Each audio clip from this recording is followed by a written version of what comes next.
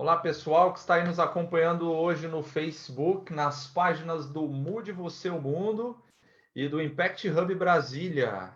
Estamos aqui no Diálogos para Impacto, 10ª edição, e vamos começar em 3 minutinhos o nosso bate-papo de hoje com o professor Carlos Daniel para falar um pouco de economia e finanças em cenários de incerteza. 3 minutinhos a gente já começa.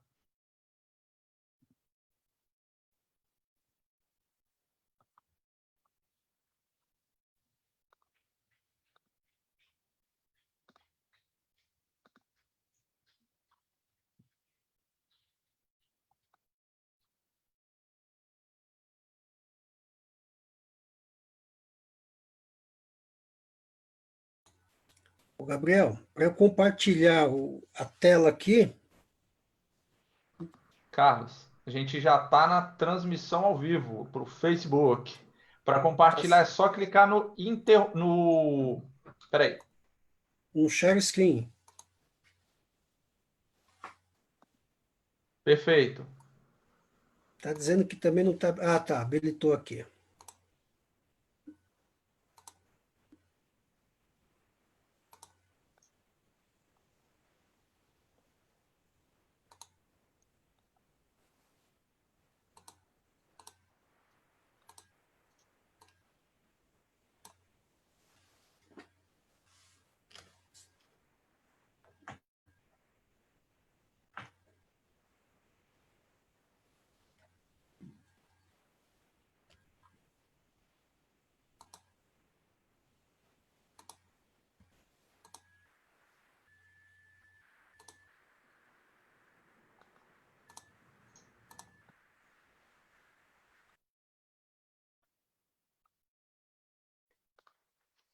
Pessoal do Facebook, a gente começa o nosso bate-papo em 1 minutinho com o professor Carlos Daniel.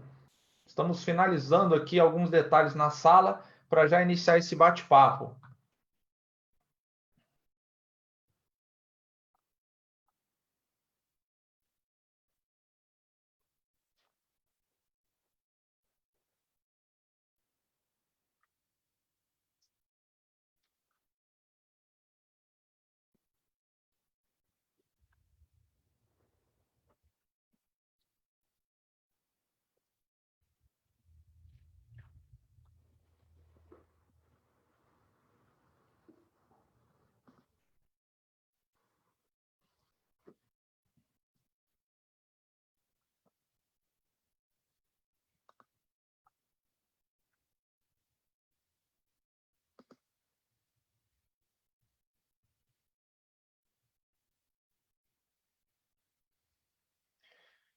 Vamos então começar. Vou convidar a Laís para chegar aqui conosco. Vou destacar o vídeo dela.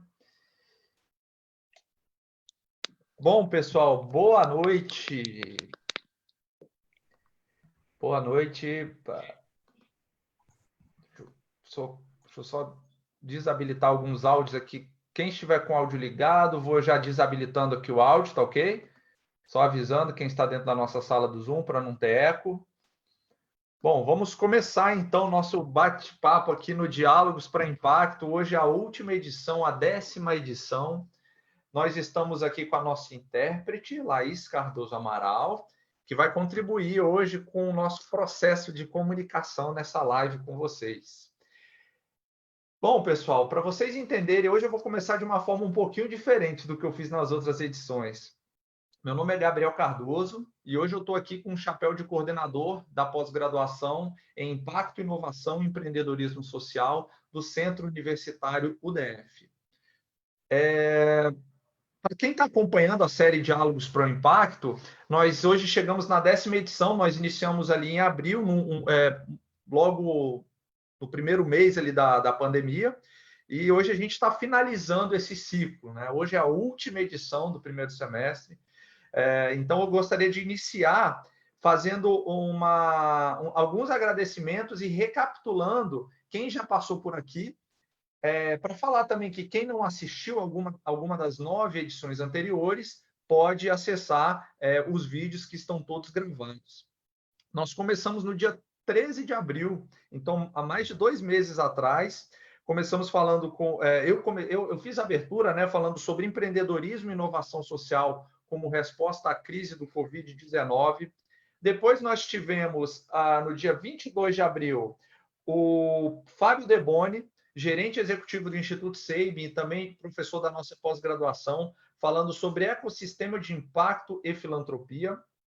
No dia 27/4, a Deise Nicoleto, a fundadora do Impact Hub, que é um apoiador deste evento, falando sobre o poder coletivo em época de mudanças. No dia 6 de maio, Bruno Witt, falando sobre desenvolvendo inteligência emocional por meio da meditação. 13 de maio, falando sobre biomimética e criatividade em tempos de mudança. 20 de maio, Carlos Vanderlan, cofundador e CTO do Hand Talk. Esse é um convidado externo, né? Os outros, todos professores da pós-graduação, falando sobre a importância da acessibilidade em época de intensa necessidade de informações. 28/5, Rafael Cunha, tendências da publicidade digital no pós-crise. 3/6, Suliane Halber, falando sobre comunicação consciente em tempos de crise. Semana passada, José Augusto Lacerda Fernandes, professor da Universidade Federal do Pará, falando sobre inovação sustentável, Agenda 2030 e Amazônia e o mundo pós-Covid. E hoje o professor Carlos Daniel. Por que eu fiz questão de repetir todos os nomes e todos os títulos? Primeiro, para agradecer a todas essas pessoas que tiveram conosco, a maior parte delas são professores da nossa pós-graduação, os que não são parceiros. Agradecer a contribuição delas nessa jornada conosco e falar para você que está nos assistindo hoje na última edição que todos esses vídeos, esses papos estão disponíveis no site mudevocêomundo.com.br. Também tem que agradecer a Deise Nicoleto do Impact Hub Brasília e toda a equipe do Impact Hub pela essa parceria. Agradecer ao Sávio Freitas, que é o nosso designer, que fez todo esse trabalho maravilhoso que vocês acompanharam. E agradecer ao Noah do DF, que nos apoiou com vários intérpretes de Libras, como a Laís Cardoso, que está aqui hoje, tornando o nosso evento mais acessível. Por fim, vou fazer 2 últimos anúncios e a gente começa o nosso papo. Falar que amanhã estaremos lançando o Laboratório de Inovação Social do Centro Universitário DF, uma inovação aqui no Centro-Oeste, e convido todos a participarem desse lançamento. Quem quiser saber mais pode ver o link para acessar no meu Instagram, que é Gabriel F. Cardoso. E na semana que vem, na quarta-feira, no dia 24, às 14 horas, estaremos lançando um livro sobre educação empreendedora, também todos convidados, e o livro terá um download gratuito. As informações também estão no meu Instagram. Então, sem mais delongas, vamos apresentar, então, o nosso convidado de hoje, Carlos Daniel, economista, doutorando em Gestão e Políticas Públicas na Educação e mestre em Economia da Educação pela Universidade Católica de Brasília. Possui MBA em Finanças, Controladoria e Auditoria pela FGV, especialista em Orçamento Público pela Associação Brasileira de Orçamento Público e especialista em Docência e Ensino Superior pela Universidade Castelo Branco. Mais de 20 anos aí na área de consultoria econômica, financeira e empresarial em São Paulo e Brasília. Ele atuou em empresas de diversas áreas e está na docência desde 1996 nas áreas de economia, finanças e métodos quantitativos. Ele é pesquisador na área de economia da educação, economia regional e desigualdade social. Desde 2018, faz parte do grupo de pesquisa Políticas Federais de Educação em parceria com a Unesco e com apoio do CNPq, com publicações acadêmicas de artigos e capítulos de livros. Participa do grupo de pesquisa Gestão e Empreendedorismo também, registrado no CNPq-UDF, com a linha de pesquisa nas áreas de globalização e tecnologia, empreendedorismo, gestão e negócios. Atualmente, o professor Carlos Daniel é coordenador dos cursos de Gestão Pública e Economia lá do UDF e professor de diversas áreas, inclusive professor da nossa pós-graduação e, se ele me permite falar, um grande colega de trabalho que eu tenho há muitos anos lá no UDF, que eu tenho orgulho de conhecer e trabalhar com ele. Professor Carlos Daniel, seja bem-vindo e é com você. Boa noite a todos, boa noite, Gabriel. Obrigado aí pelo convite. Primeiro, todos estão me ouvindo? Dá um ok, Gabriel, você está me ouvindo aí? Sim, áudio está bom. Legal. Então, boa noite a todos que estão participando. É uma satisfação participar desse grupo de pessoas muito talentosas, muito competentes, E o professor Gabriel é o condutor, né, desse evento, um evento que ajuda muito a entender vários assuntos, vários temas importantes para o dia a dia em geral e principalmente para aquelas pessoas que se preocupam com empreender de forma social. Então, vai ser um bate-papo muito legal. Não, isso não é uma aula, é apenas um bate-papo para a gente trocar ideias e poder falar um pouquinho da nossa economia, né? Nesse momento tão difícil que nós estamos vivendo. Então, é um prazer, Gabriel. Obrigado. Vamos lá, Carlos. Você que tem esse grande desafio hoje, né? É um tema fácil, né? Para não falar outra coisa. Economia e finanças em cenários de incerteza no meio de uma pandemia. Complicado, né, rapaz? Porque, veja, a nossa economia ela já não vinha bem há algum tempo, né? A gente já está tentando sair aí de uma crise que já vem de 2014, 2015, bastante forte.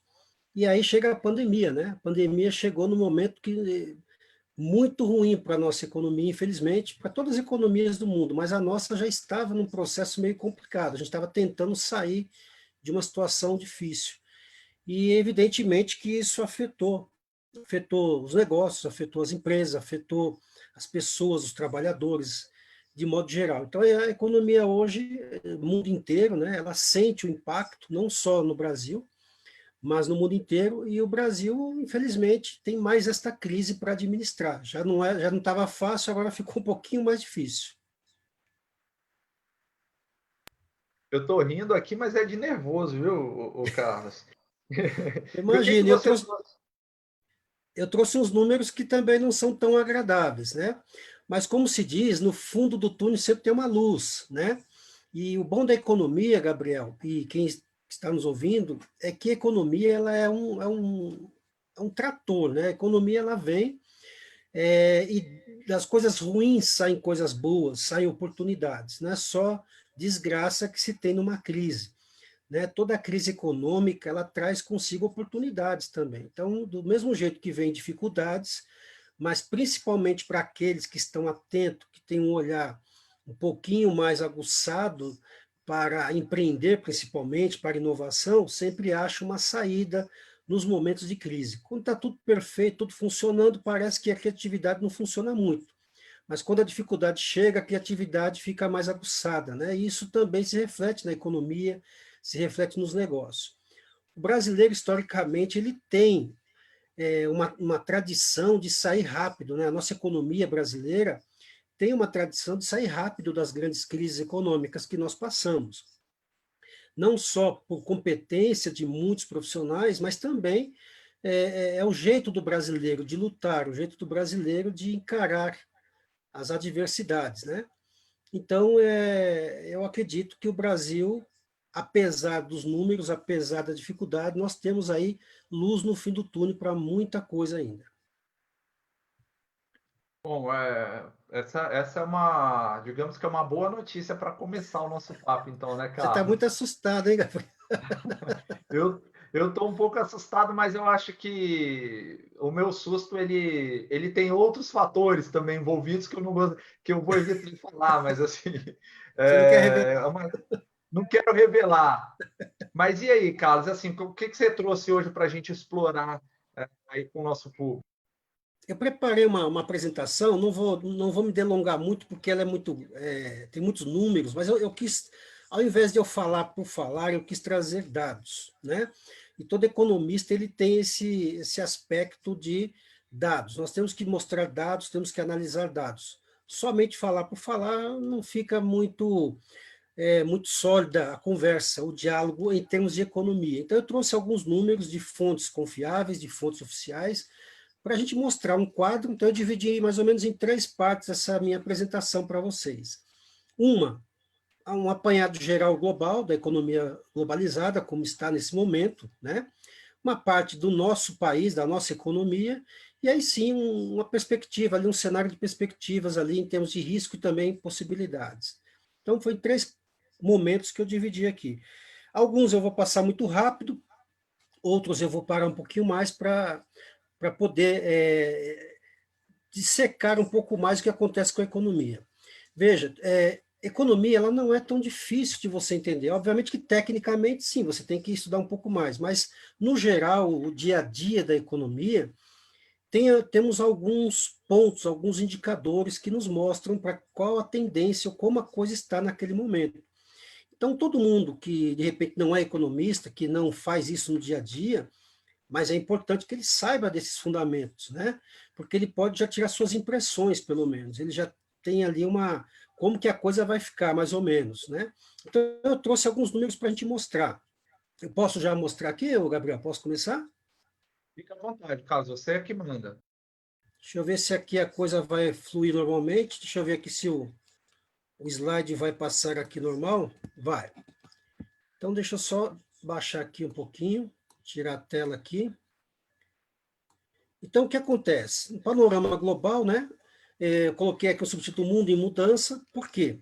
Porque nessa pandemia, infelizmente, muita coisa vai mudar, né? Está se falando muito nesse novo normal, e o novo normal para a economia chegou, isso daí não há dúvidas, né? A economia, eu costumo dizer para meus alunos que é como um transatlântico. Transatlântico, quando ele está para fazer uma curva, ele não faz uma curva tão rápido quanto um Fusca faria. O transatlântico tem que dar uma volta gigante para chegar no outro lado. E a economia de qualquer país, e principalmente de países grandes, ela também é assim, tanto para ela aquecer quanto para ela desaquecer, demanda um tempo, né? Então, o Brasil é uma economia grande, o Brasil não é uma economia pequena. E para mostrar isso, eu quis trazer esse dado aqui, que nos mostra o seguinte: vejam, dados do Fundo Monetário Internacional, e o Brasil aponta aqui em 2019 como oitava economia mundial, né? De todas as economias no mundo, praticamente 200 economias no mundo, você tem aí o Brasil como oitava já há muito tempo. O Brasil já chegou a ser sexta, ali por volta de 2012, né? E aí estamos em oitava economia mundial, com base no dólar PPP, né? O dólar PPP é uma paridade de poder de compra internacional, onde você consegue, então, mensurar qual o tamanho de cada economia, comparando uma com a outra. Não é só fazer a conversão do dólar, como muitas pessoas acham. E nesse contexto, o Brasil, por ser a oitava economia mundial, é uma economia importante, é uma economia muito grande, né? Então, obviamente que você tem aí o lado bom e o lado ruim disso. O lado bom, uma economia grande, você tem aí mais possibilidades. No entanto, quando a crise chega, ela chega com força, né? Ela tem impacto bem maior. Então, é um ponto importante. Alguns dados, né, mostrando aí, por exemplo, o Banco Mundial e o próprio FMI, esse dado que eu estou mostrando para vocês agora é do próprio FMI, mostrando a partir da pandemia do coronavírus como que vai ficar aí para 2020, até o fim de 2020, e 2021. Então vejam que o Brasil, a posição do Brasil, a projeção para o PIB brasileiro aqui é de queda de 5,3. Essa previsão já mudou, tá? Essa previsão já está por volta de 6,8, né? Vai sair um novo relatório agora e já se fala em 6,8 de queda do nosso PIB para 2020. E um leve crescimento aí para 2021, 2,9. Quem faz essa projeção? O FMI. Obviamente que nós temos também as nossas projeções, que eu vou mostrar daqui a pouco. O que é interessante mostrar nessa projeção é que as economias, eu separei em dois grupos aqui, ó. Do lado esquerdo você tem aí as economias mais desenvolvidas, né? Estados Unidos, a Europa, o grupo da Europa aqui, o Japão, o Reino Unido, Canadá, e você tem aqui as economias emergentes do lado direito. E vejam que o Brasil, das economias emergentes, né, ele tomou um tranco muito forte, 5,3 de queda. Se considerar que a gente já vinha de uma queda lá em 2014, 2015, de 3,8%, é muita coisa. Depois recuperamos um pouquinho, 1% ali, 2018, 2019, mas outra queda de 5,3 é um rombo na nossa economia. Isso é um problema sério, porque tem outros desencadeamentos em cima disso.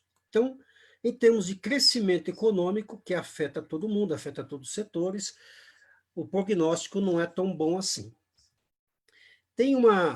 Trouxe aqui apenas uma informação, tem muitas consultorias internacionais que fazem consultorias globais, né? No caso, essa é a mais famosa delas, a IT Kearney. ela faz uma análise mundial em relação ao índice de confiança de investimento direto estrangeiro. O que quer dizer isso? Dinheiros ou investidores estrangeiros que querem investir em outra economia, em outro país. E o Brasil, ele sempre, desde que foi criado esse indicador pela consultoria, essa consultoria é muito respeitada no mundo, né? Saiu o relatório dela agora, fresquinho, 2019, mostrando toda a tendência de 2019 para 2020, e o Brasil, desde 1998, para vocês terem uma ideia, ele sempre configurou entre os principais países como sendo de interesse de investidores, né? E quando chega em 2019, isso muda. Então, desde 1998, o Brasil era segundo lugar com maior tendência de investimento, terceiro, quarto, segundo, terceiro, sempre ali. Quando chega em 2019, o Brasil não está mais nesse nível, né? Cai bastante. A China, a Índia e México, como países emergentes, que passam a configurar muito mais como destino dos investimentos diretos estrangeiros. Então, o Brasil começa a perder. Eu coloquei só um gráfico aqui para vocês terem uma ideia, né? Alguns gráficos. Vejam que em 2018, né, aqui está 2016, 2017, 2018. O Brasil, então, 2016 já é a 12ª economia que mais atrai investimentos. Quando chega em 2017, cai para a 16ª. Quando chega em 2018, cai para a 25ª. A consultoria da Kearney, ela pega os 25 países com maior índice de confiança para investimento estrangeiro. E o Brasil foi descambando, de terceiro para quarto, para quinto, foi descendo. Quando chega, isso desde 2012, que começa essa derrocada, eu tenho um gráfico para mostrar isso para vocês. Quando chega em 2018, ele fecha na 25ª posição. Isso é muito ruim. Quando chega em 2019, o Brasil não aparece mais entre as 25. Né? A consultoria A.T. Kearney, ela pega as 25 melhores economias para receber investimentos, como o índice de interesse dos investidores estrangeiros. E o Brasil sai desse rol pela primeira vez, desde 1998, o Brasil sai desse rol de interesse dos investidores internacionais. Né? O mesmo acontece, é interessante, olha aqui, ó. Se vocês olharem esse gráfico, eu coloquei apenas de 2012 em diante, o Brasil, então, terceira posição em 2013, quinta posição em 2014, cai para a sexta posição em 2015, 12ª em 2016, 16ª, e vai descambando. Chega em 2019, ele já não faz mais parte desse rol dos 25 países que mais atraem investimentos estrangeiros. Eu coloquei apenas aqui alguns presidentes embaixo para mostrar o que hoje nós vivemos uma crise econômica que envolve vários fatores. Nós não temos uma crise econômica apenas pela economia em si. A nossa crise econômica, ela vem se agravando de erros na condução da economia de alguns anos atrás. Começa ali por volta de 2014, mais precisamente. Um pouquinho antes já tivemos alguns errinhos, mas mais fortemente começa em 2014, algumas medidas econômicas, isso vai se agravando. Paralelamente a isso também a questão política no Brasil, que vai se radicalizando, se polarizando, e nós vemos então que esses dois fatores já vinham afetando a economia brasileira já de bom tempo.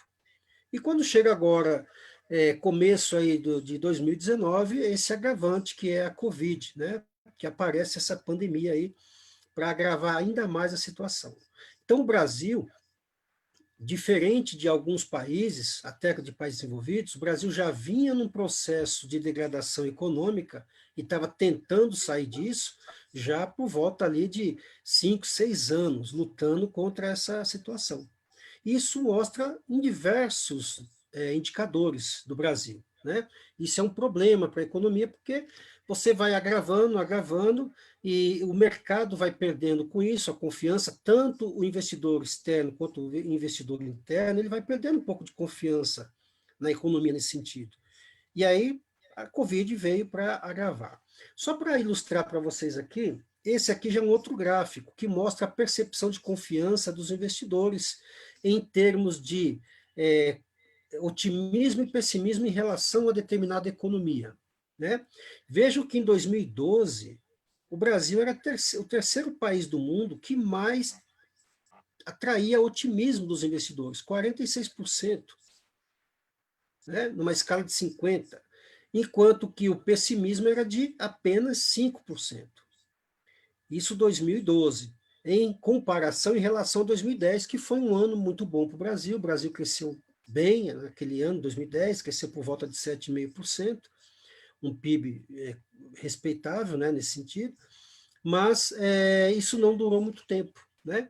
Quando chega aqui em 2018, vejam que o Brasil já está como 25ª economia no seu indicador. O pessimismo e o otimismo quase se equivalem aqui, já está mais ou menos dividido. Quando chega em 2019, o Brasil já não aparece mais nessa conta. Ele está fora. O México é que configura aí como a última posição aí de percepção de confiança dos investidores. Então, internacionalmente, todos também sentem, todos sentiram a crise, né? Mas o Brasil teve sua agravante por uma questão política e agora a Covid que chegou para complicar ainda mais a situação.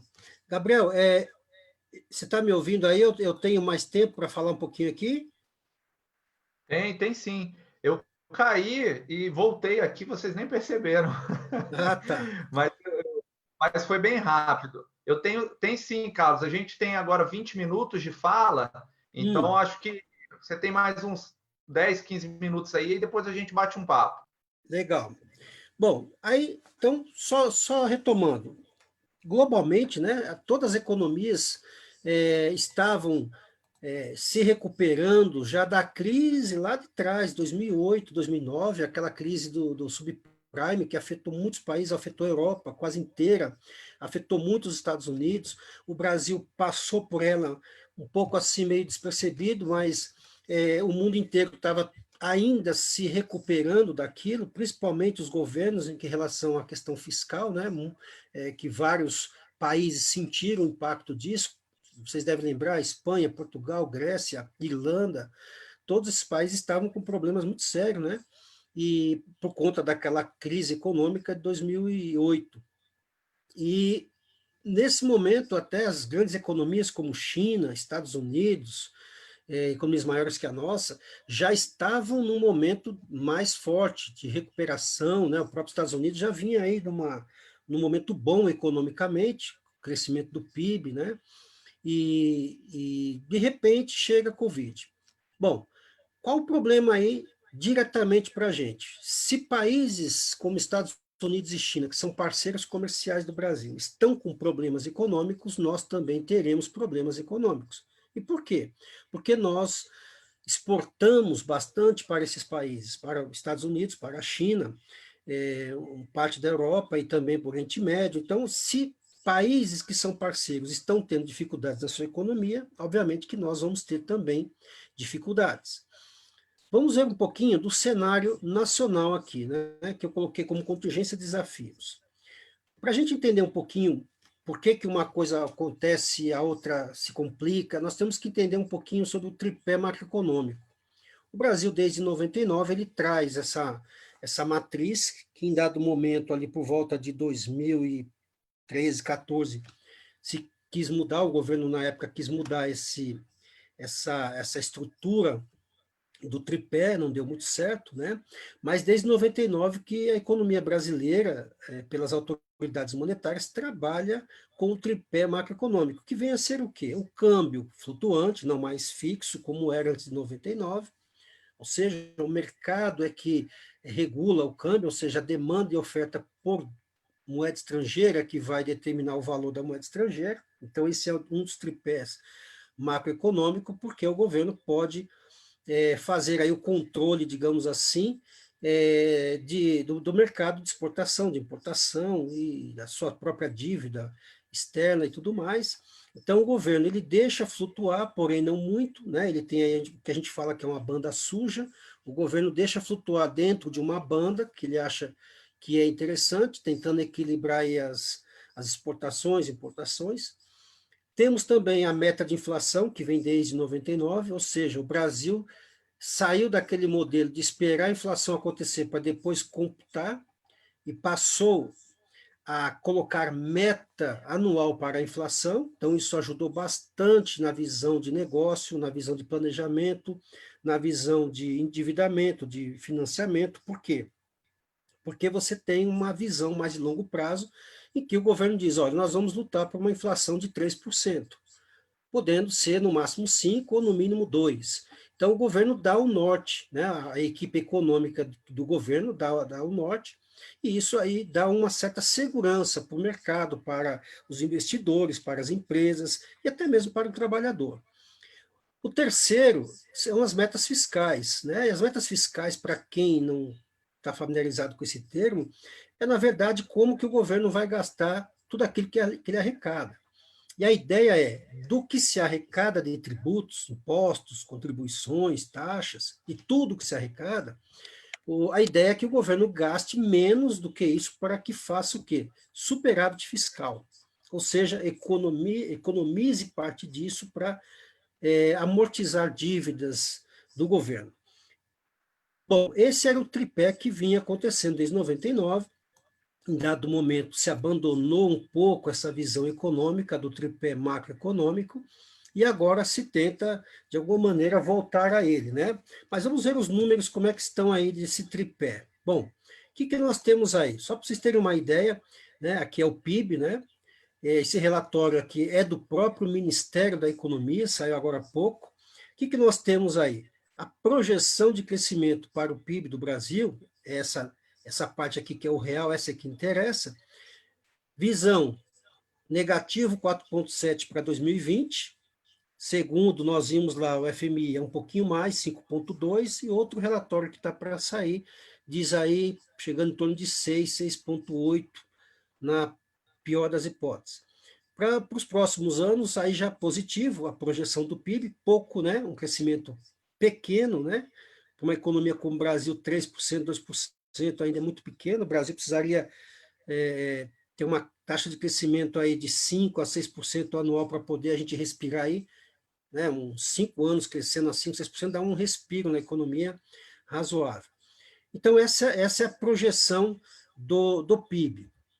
Em termos de taxa de inflação, o Brasil hoje tem uma inflação que está bem comedida, né? Talvez só no comecinho do real tivemos uma taxa de inflação tão baixa assim. Isso, do ponto de vista econômico, é bom, porque taxa de inflação não zero nem negativa, porque aí a economia estaria parada, mas uma inflação, uma taxa de inflação que esteja equilibrada, que esteja controlada em níveis aceitáveis, digamos assim, não é problema e ajuda no investimento, né? A empresa pode investir, pode planejar, pode crescer, porque a inflação está sob controle, não é aquela coisa como era antigamente, 60% ao mês, 70% ao mês. Então, em termos de um dos tripés macroeconômicos, a gente pode perceber que a inflação vai ajudar bastante nesse tripé. Ela está baixa e mesmo que a tendência é um pouco de alta, ainda assim seria baixa para os nossos padrões, 3,3, 3,5 ao ano de inflação, é uma inflação bastante razoável, bastante baixa nesse sentido. Aqui eu coloquei, só para vocês terem uma ideia, né, da projeção da inflação. Então, o Brasil vinha desde 2010 com uma inflação ali na casa dos 5,5% de média, dá um pico em 2015, né, em 2014 começa a nossa crise mais forte, 2015 é o ápice do nosso IPCA, cresce muito, começa a descer, e até 2020 aqui que a projeção é terminar com 1,6. Agora vejam, aqui tem um detalhe interessante. A inflação começa a cair bastante em 2015 em diante, mas não é porque a economia está totalmente equilibrada e o governo tem o controle total da inflação, não é por esse motivo. O motivo é que nós temos aí por volta de 14 milhões de desempregados. Então, o Brasil começa fortemente esse desemprego em 2014, começa a crescer o desemprego, as pessoas perdendo sua renda, perdendo as suas posições no mercado de trabalho, obviamente que não vai consumir, e aí você cria um rombo, porque hoje você tem 14 milhões de pessoas que foram demitidas há pouco tempo, mas quando você pega aí pessoas que foram demitidas há um ano ou mais, você chega quase a 30 milhões de pessoas desempregadas no Brasil. Sem contar a Covid, hein? Sem contar a Covid. A Covid vai juntar muito mais. Então, a inflação, essa derrocada, essa queda rápida da inflação, não foi por uma questão de, olha, a economia está crescendo, está tudo bem e a inflação está baixa. Não, não é nesse sentido. Esse é um problema que nós temos. A inflação está baixa porque a economia está parada, a economia está travada já antes da Covid. É bom que se diga, né? Já antes da Covid. Não foi a Covid que veio travar nossa economia. A Covid agravou isso. Mas a nossa economia já vem travada há pelo menos aí 5 anos que a gente está nadando aí na praia. Não está saindo do lugar, né? Então, isso é um ponto a se prestar atenção. Em termos de taxa de juros, que é muito importante, principalmente para o investidor, para o consumidor que quer financiar seus bens, né? A taxa Selic, ontem tivemos aí uma derrocada aí de 0,75, foi uma queda muito forte, né? Mas por quê? Porque a economia está parada. A taxa Selic no Brasil, basicamente, ela é usada para duas situações: combater o aumento da inflação e também remunerar os títulos públicos do governo, né? Ela tem outras funções, mas basicamente essas duas são as mais importantes. Quando a taxa Selic está baixa, quer dizer que, de tabela, vamos dizer assim, a taxa de juros do mercado de financiamento geral também vai cair, tende a cair. Então, quando a Selic reduz, isso é um sinal, uma sinalização positiva para o investidor. Por quê?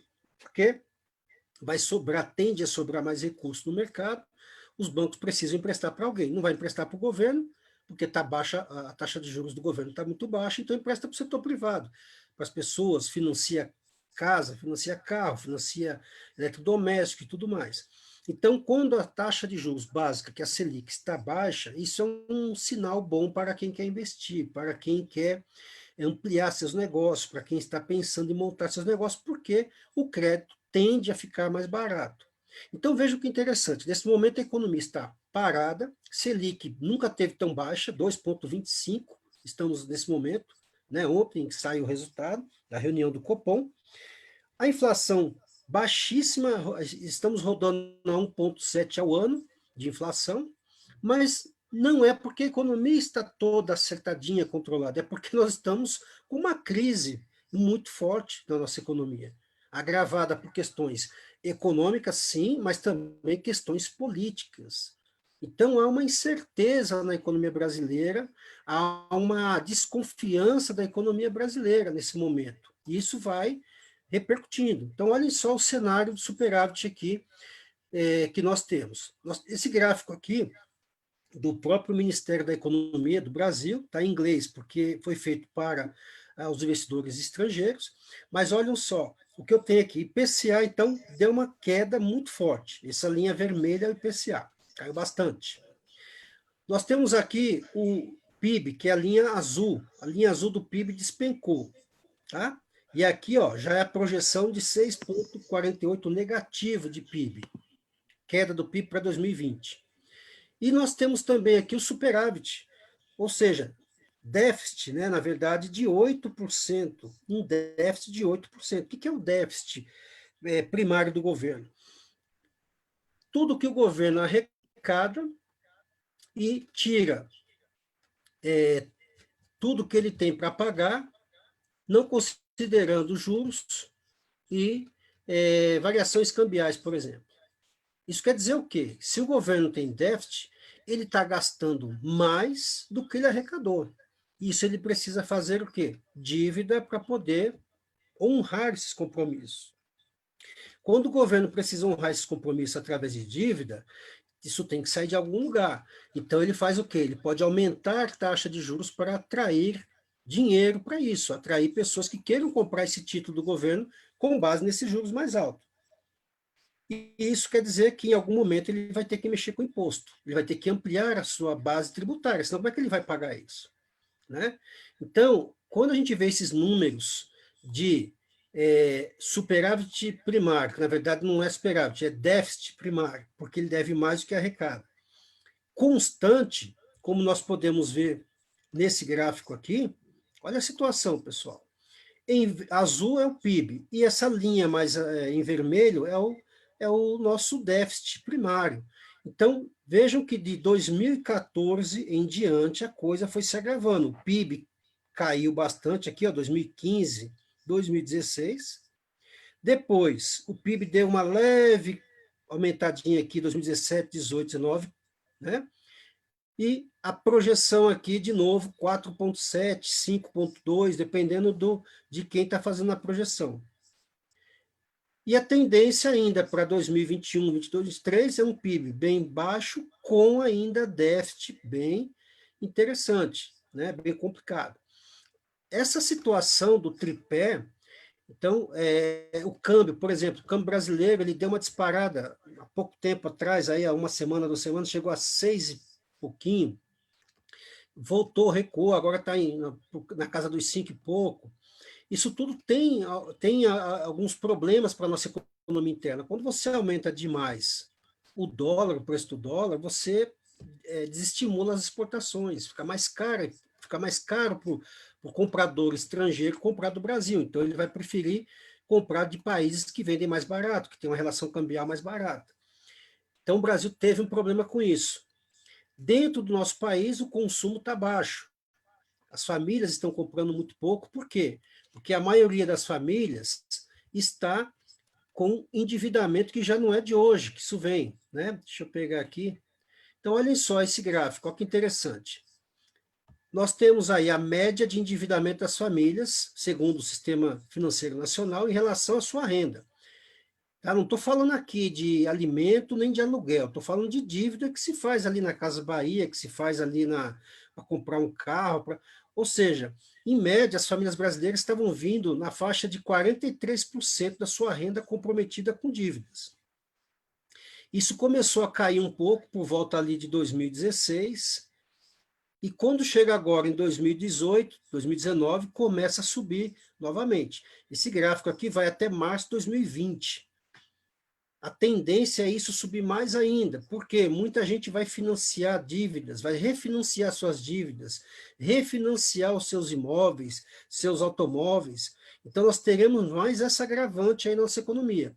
Ou seja, o consumo no Brasil está baixo, por quê? Desemprego muito alto, e quem ainda está empregado, ele está com parte da sua renda comprometida, já com dívida que ele fez no passado, há 2, 3, 4, 5 anos atrás. Então, a gente fica com muito pouco massa de manobra para movimentar a economia do lado da demanda, do lado de quem consome, do lado de quem compra. Por sua vez, o governo também não está arrecadando tudo que ele poderia arrecadar, porque muitas empresas estão fechando, né? Muitas empresas estão fechando. Por outro lado, ainda temos esse problema sério aqui, pessoal. O que é isso aqui? Isso aqui mostra a relação da receita corrente líquida em relação à dívida. Os estados do Brasil, os estados brasileiros estão praticamente quebrados. A grande maioria estão com problemas. Olha aqui, Rio de Janeiro, o limite de endividamento que o Estado pode ter pela lei de responsabilidade fiscal é de 200% da sua receita líquida. O Rio de Janeiro já está em 262%. Rio Grande do Sul, 222%. Minas Gerais, 180 e poucos por cento. São Paulo, 175%. E vejam que são as 3, 4 maiores economias do Brasil já estão no seu limite, ou já passaram esse limite.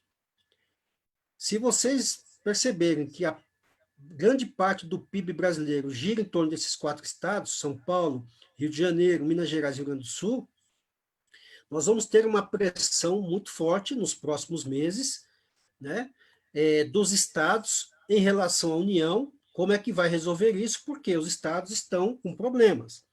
Veio a Covid, agravou isso mais ainda. Então, os estados não estão arrecadando tudo que poderiam. O governo federal também não.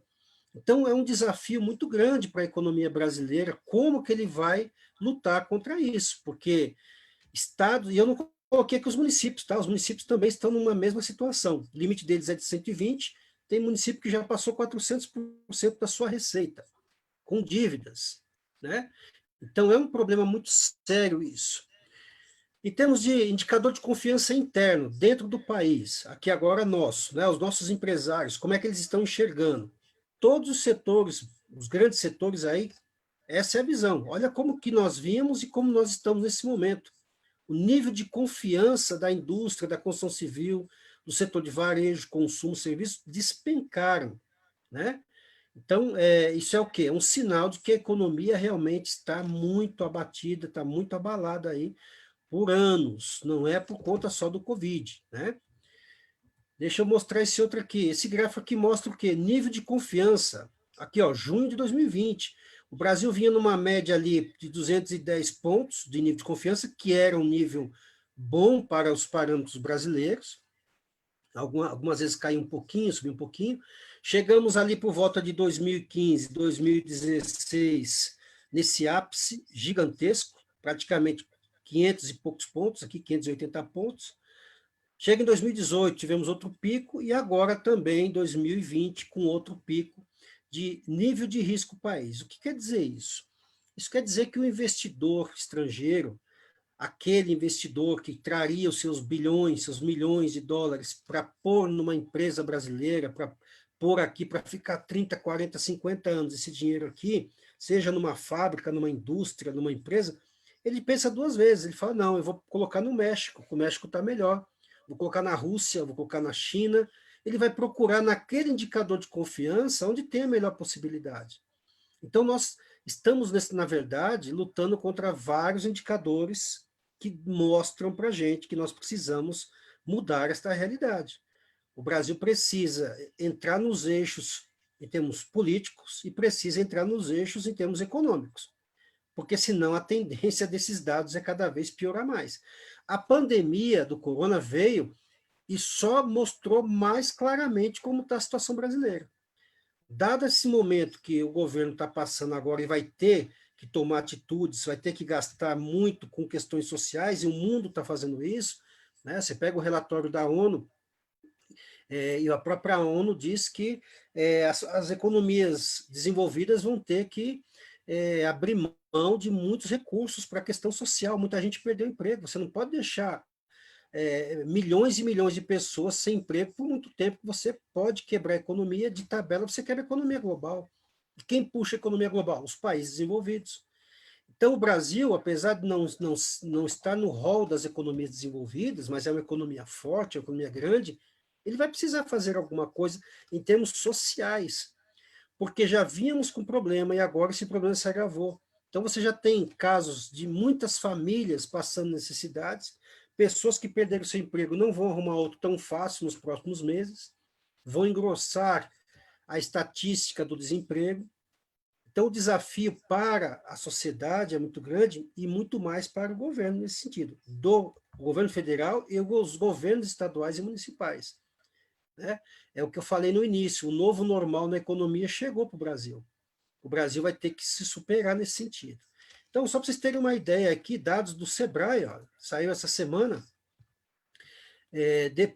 só pegando depois da pandemia, desde que foi anunciada a pandemia no Brasil. 600 mil micro e pequenas empresas fecharam as portas. 9 milhões de pessoas perderam emprego, diretamente. Se você considerar que o Brasil gera, a estatística do Brasil é cada emprego gera mais 5 indiretamente, você faz a conta aí, 9 vezes 5, você vai ver o buraco que vai abrir isso. Então, os números, eles são muito fortes, né? Por isso que eu falei que às vezes a gente não tem muita notícia boa para dar, os números são muito fortes.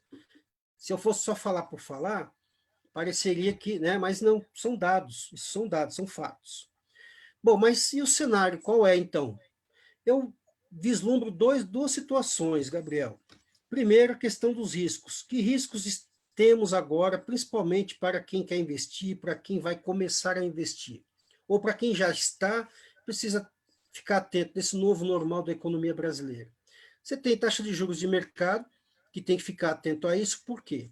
A taxa básica, sim, está caindo, caiu, pode ser que caia até um pouquinho mais nos próximos meses, mas isso não vai ficar assim para sempre, isso vai subir novamente. A questão é que os juros de mercado, por sua vez, dada a condição da pandemia, ele engessou. Os bancos não estão reduzindo suas taxas na velocidade que a pandemia chegou. Isso quer dizer o quê? Que as empresas vão precisar de aporte financeiro, vão precisar de financiamento de crédito, e isso está caro ainda. A maioria das empresas não conseguiram ainda a linha de crédito que o governo abriu, por questões de crédito e tudo mais. Então, hoje, uma empresa tem que ficar muito atento a isso. Fugir de financiamentos custosos, caros.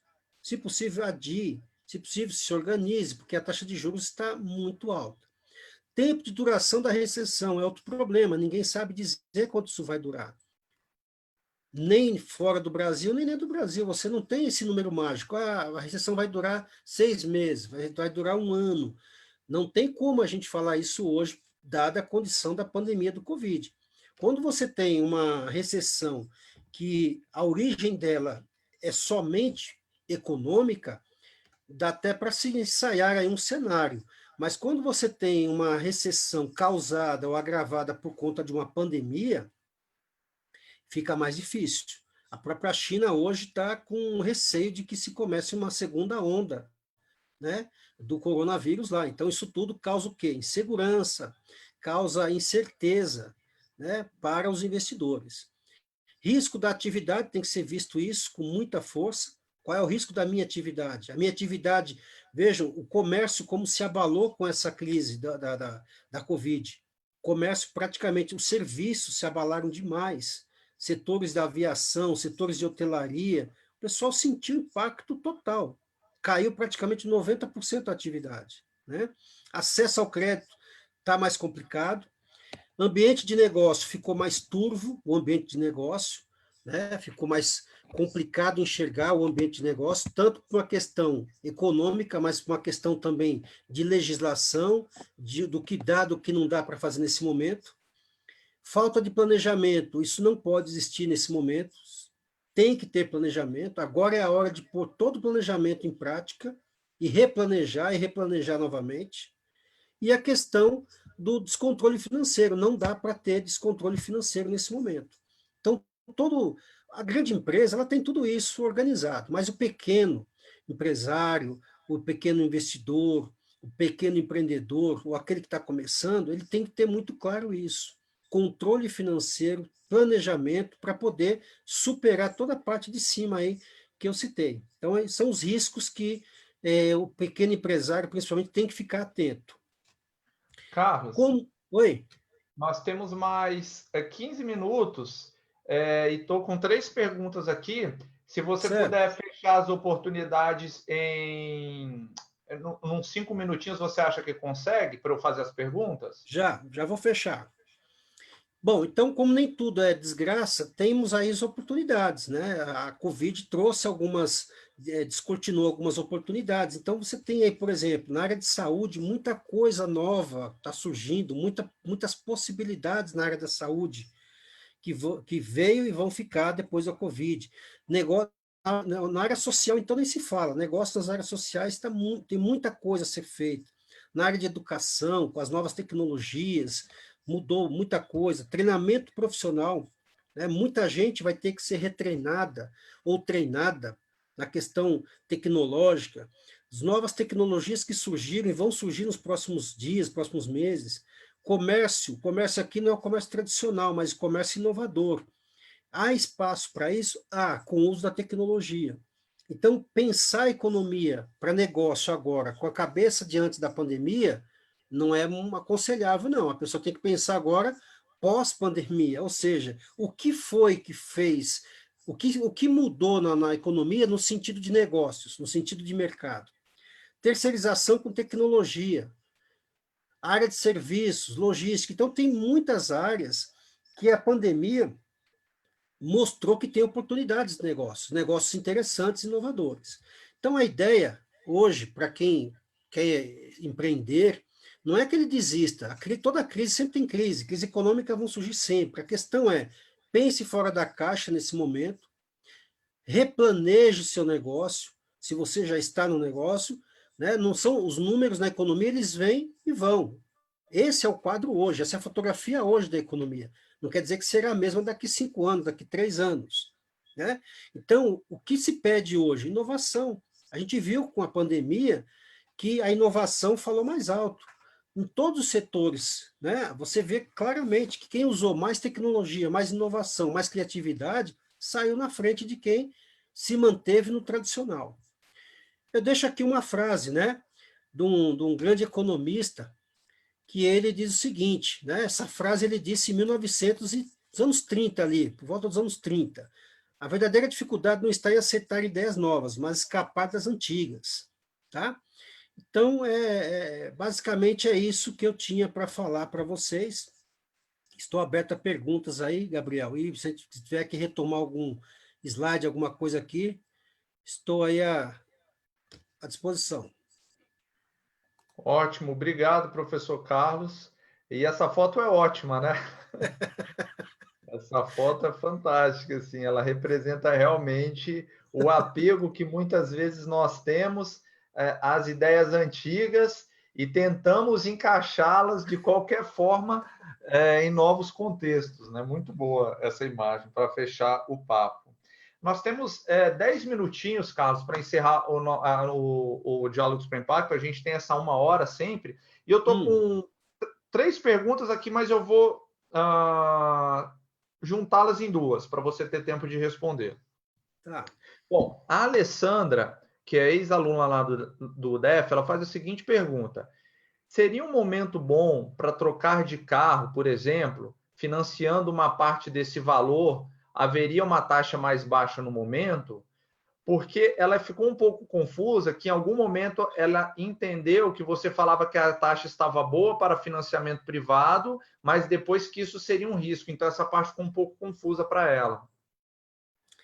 Tá, Alessandra, na verdade é o seguinte, nós temos aí duas situações. Quando a gente fala taxa de juros, tem que entender como é que funciona isso. Nós temos a taxa básica de juros, que é a taxa que o governo federal ele remunera a título público. Ou seja, você vai comprar um título do Tesouro Direto, por exemplo, o governo fala, olha, eu vou te pagar a Selic anual, mais inflação. Então, ele vai te pagar 2,25% no ano. Esse é o juro que ele vai te pagar para você emprestar lá R$ 1.000 no título dele. Quando você vai pegar dinheiro no banco, Bradesco, Itaú, que seja um banco privado, Banco do Brasil, que seja, qualquer banco que não é governo, obviamente, não tem nada a ver essa taxa. Você vai pagar aí um financiamento de alguma coisa 40%, 60%, 70% ao ano. Se for financiamento de cartão de crédito, chega a 400%, 500% ao ano. Financiamento de automóveis, na faixa aí de 30%, 40%, 50% ao ano. Então, quando eu falei que a Selic mais baixa favorece o investimento, é no sentido do empresário, do grande investidor, daquele que quer montar o seu negócio, financiar equipamentos, máquinas, que ele vai ter um juro, tende a ter um juro mais baixo de financiamento do que estaria acontecendo anteriormente. Para o consumidor, essa queda não é tão rápida e tão drástica desse jeito. Você sai, por exemplo, de uma taxa de 40% ao ano para uma taxa de 39% ao ano.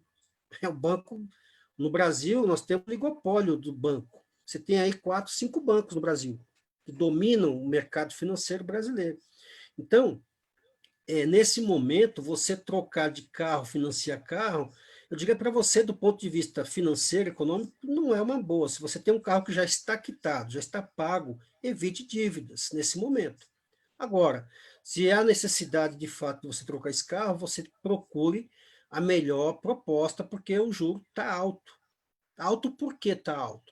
A economia deu uma parada, mas o risco da inadimplência aumentou. Então, os bancos engessaram suas taxas. Os bancos não estão reduzindo as suas taxas porque as pessoas não estão comprando nada financiado. É diferente de você não ir na Casa Bahia comprar alguma coisa, aí a Casa Bahia vai fazer uma oferta. O banco não faz oferta de dinheiro. O banco, ele vê, o momento é de risco? Então eu vou manter a taxa ou vou até subir a taxa de juros. Então, eu aconselharia você esperar mais um pouco, esperar esse cenário ficar mais claro, né? Talvez daqui mais 3, 4, 5 meses, e aí sim você faz a sua pesquisa e ver se vale a pena. Hoje, eu não compraria, eu não financiaria um automóvel hoje. Perfeito, ela colocou aqui que ela agradeceu, né? Obrigado, e disse que ficou mais claro agora. E a outra pergunta é a seguinte: considerando o cenário atual e considerando toda essa imprevisibilidade que você tão bem apontou, o que um pequeno empreendedor deve se preocupar no curto prazo? Então, quais seriam assim as prioridades de um pequeno empreendedor no curto prazo? Essa pergunta é do Jurandir. Tá, deixa eu falar uma coisa para você. Tem duas Carlos, situações. Oi? deixa eu só te interromper. Aí depois que você responder essa pergunta, aí eu já vou deixar a deixa para o encerramento. Aí você pode dar dicas de rede social, de livros, de Tá, sites, e para fechar com assim, quem quiser continuar estudando, te seguindo, faz o quê? Aí você fecha com isso, pode ser? legal. Então, olha só, temos duas situações aí. Qual o nome da pessoa aí, por favor, Gabriel? Jurandir. Jurandir. Então, Jurandir é o seguinte, eu falaria para você de duas maneiras. Uma, para quem ainda vai se estabelecer com o seu pequeno negócio, é uma situação, e outra é quem já está com o seu negócio, com o seu pequeno negócio. Vamos partir do princípio de quem está já com o seu negócio. Eu diria para você que nesse momento importante é repensar o seu negócio do ponto de vista de negócio, do seu cliente, né? O que o seu negócio se propõe, qual é o seu cliente e o que é que você pode melhorar nesse sentido. Esse é um ponto. Não dá para você manter a mesma situação que era no passado. Vejam os restaurantes, todos os comércios estão fazendo delivery de tudo que é jeito, até as lojas e shopping estão se reinventando. Então, a primeira coisa é entender melhor seu cliente nesse momento, ver o que ele precisa e ver se você pode atendê-lo de forma que agrada a ele, mas você também tem o seu retorno.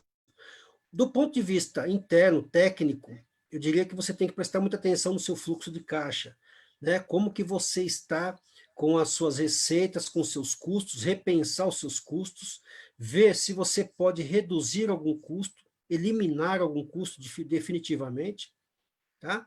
Para que você tenha equilíbrio financeiro. Nesse momento agora que estamos tendo esse isolamento social, muitas empresas estão se reinventando, você precisa ter equilíbrio financeiro, porque você pode ter uma perda aí de clientes, de receita. Então, seu controle financeiro é muito importante. Então, eu diria em duas situações. Primeiro, repense seu negócio dentro do que você pode melhorar. Do outro lado, elimine custos e controle o seu financeiro. Para quem vai começar o negócio agora, eu diria o seguinte: seu negócio é inovador, seu negócio ele tem perspectivas neste momento? Não, então não monte. Espere passar esse momento de Covid, aguarde 3 meses, 4 meses para ver um novo cenário, as novas tendências. Não entre agora no negócio, a não ser que ele seja ultra mega inovador, vai se precisar de todo jeito, aí é aquela coisa assim, é um elefante branco, né? Fora isso, eu não montaria nesse momento, nesses próximos 2, 3 meses, eu não montaria negócio. Seguraria, faria planejamento novamente, esperaria acalmar esse momento. Perfeito, perfeito. E as dicas aí que você deixa e já uma mensagem aí de despedida para quem nos assistiu? Bom, eu coloquei aqui como a minha pesquisa, né, tanto na área da economia quanto na área da educação, envolve a questão do Brasil de modo geral, eu coloquei aqui 4 livros que eu acho interessante para quem quer montar seu negócio, principalmente na área social, na área de impacto social. Eu coloquei aqui um livro de um professor, foi um professor meu, o professor Walter Barelli, que ele já, quando eu era aluno, isso lá em 1991, eu era aluno na faculdade de economia, e ele fez para a gente uma palestra sobre o futuro do emprego, e depois isso virou livro. E nesse livro, O Futuro do Emprego, ele trata justamente da questão do empreender, já isso lá em 90, 91, né? Ou seja, ele já dizia que nos próximos 20 anos, e a gente já passou de 20 anos, desde aquele período, que os empregos seriam totalmente diferentes. As pessoas deveriam pensar mais no seu trabalho e não no seu emprego, porque o emprego praticamente deixaria de existir como nós conhecemos ele tradicionalmente. Então, aquelas pessoas que pensam em empreender, e principalmente na área social, é interessante conhecer esse livro. Outro livro, Negócios Sociais Sustentáveis, trabalha com a ideia de negócios sociais, mas que sejam sustentáveis. Não adianta você partir para um negócio social, por mais bonito que ele seja, por mais interessante, mas ele não é sustentável. Você vai ficar no meio do caminho. E esse livro traz dicas interessantes e aborda esse tema de forma muito interessante. Outro aqui, A Era do Impacto, também falando muito da questão social, da questão do empreendedorismo social, das novas economias, né, de como se enxerga a nova economia e o que pode ser feito.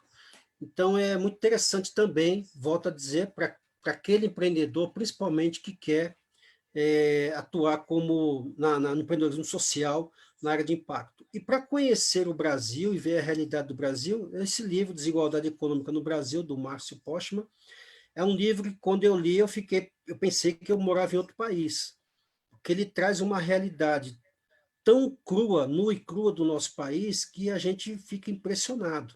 Se vocês tiverem a oportunidade de ler o livro, os dados que ele traz, ele era o presidente do IPEA até pouco tempo, ele trouxe um livro com vários dados econômicos e sociais do Brasil, de modo geral, mostrando a desigualdade do país, né?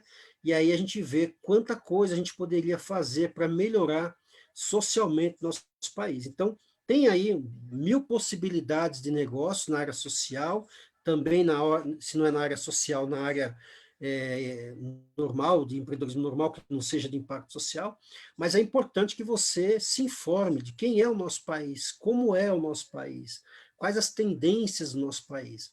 Muitas vezes a gente tem o hábito de só ver a cidade onde nós moramos, né, o local onde nós residimos, e esquecemos de entender como que funciona o país como um todo, porque tem reflexo. Tudo tem reflexo no país. Tá? Então, eram essas dicas que eu tinha de livro.